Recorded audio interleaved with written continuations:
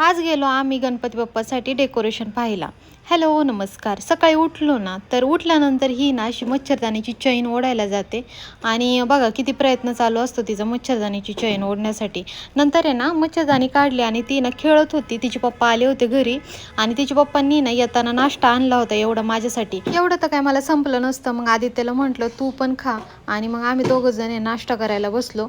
आणि आदित्यने ना माझ्यासाठी हा स्टूल आणला होता, कारण की पिल्लूला जेव्हा मी खाऊ चारते ना हाय चेअरवरती तर माझे पाय खूप जास्त दुखतात, कारण की दिवसभर कामं आणि त्यानंतर तिला खाऊ चारताना पण अर्धा एक तास जातो माझा।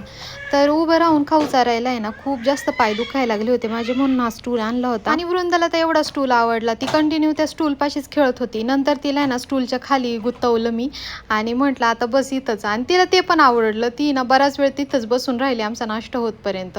नाश्ता झाल्यानंतर मग आदित्यला हॉटेलवरती जायचं होतं आणि पिल्लू काही जाऊन देते का पप्पांना, ती रडायला लागली होती। मग आदित्यने तिला बाहेर घेऊन गेला, थोडं बाहेरून फिरून आणलं। त्यानंतर ती बराच वेळ खेळत होती।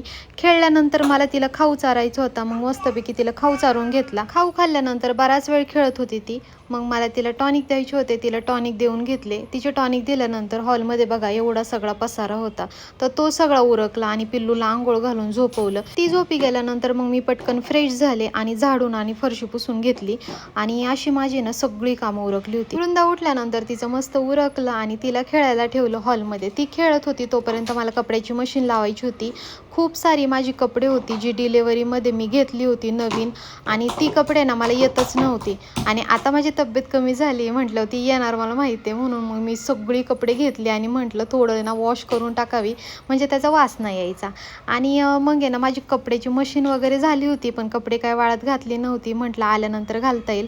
आम्हाला जायचं होतं गणपती बाप्पाच्यासाठी डेकोरेशन पाहायला आणि मग आम्ही गेलो। तिथं गेल्यानंतर आहे ना मी खूपच जास्त कन्फ्यूज झाले। मला प्रश्न पडला की नक्की कोणतं घ्यावं, कारण की एवढे छान छान डेकोरेशनचं होतं। आम्ही ना असं रेडीमेड डेकोरेशन नाही घेत, मी कायम डेकोरेशन माझे स्वतः हाताने बनवते। आपण स्वतः डेकोरेशन करतो त्यामध्ये आनंद खूप वेगळा आहे। पण ह्या वेळेस आहे ना वृंदामुळं मला नाही जमणार डेकोरेशन करायला। हे आदित्य बोलला की तुला नाही जमणार, तू उगीचच त्याच्या भानगडीत पडू पण नको, मग आपण डेकोरेशन रेडीमेडच घेऊया। मी व्हिडिओ काढून आणला, म्हटलं आदित्यला सांगता येईल यातलं कोणतं डेकोरेशन घ्यायचं, मग आदित्य बुक करेल तिकडे गेल्यानंतर। आणि मग आम्ही जेवायला गेलो क्राऊन पॉईंटला।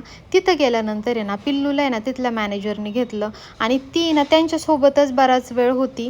आम्ही जेवण करतपर्यंत बराच वेळ त्यांनीच घेतलं होतं तिला। थोडा वेळ हाय चेअरवरती ठेवलं तिला। हाय चेअरवरती एवढी मस्ती करत होती, तिथले छोटे छोटे बाळ आहे ना तिच्यापाशी आले होते बोलायला। आणि मग त्यानंतर आमचं जेवण वगैरे झालं आणि ना बराच वेळ ती ना त्या मॅनेजरसोबतच थांबली होती। तर आजसाठी एवढंच, भेटूया उद्याच्या ब्लॉगमध्ये। Thanks for watching, bye bye.